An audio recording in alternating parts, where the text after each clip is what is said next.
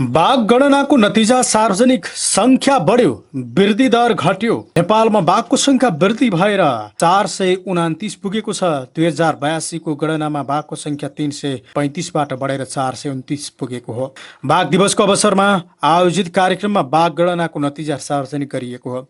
यसअघि 2078मा गरिएको गणनामा देशभर बाघको संख्या 355 रहेको थियो। पछिल्लो 4 वर्षमा 74 बाघ थपिएको गणनाले देखाएको छ, जस अन्तर्गत चितवन राष्ट्रिय निकुञ्ज र आसपासका क्षेत्रमा 145, बर्दिया राष्ट्रिय निकुञ्ज क्षेत्रमा 112, बाँके राष्ट्रिय निकुञ्जमा 51, शुक्लाभाट राष्ट्रिय निकुञ्ज र आसपासको क्षेत्रमा 50, पर्सा राष्ट्रिय निकुञ्जको क्षेत्रमा 71वटा बाघ पुगेका छन्। यसअघि 2078मा गरिएको गणनामा सबभन्दा धेरै चितवन राष्ट्रिय निकुञ्जमा 128 बाघ, बर्दिया राष्ट्रिय निकुञ्जमा 125, पर्सामा 41, शुक्लाभाटमा 36 र बाँकेमा 25वटा बाघ रहेका थिए। starदैनिक.com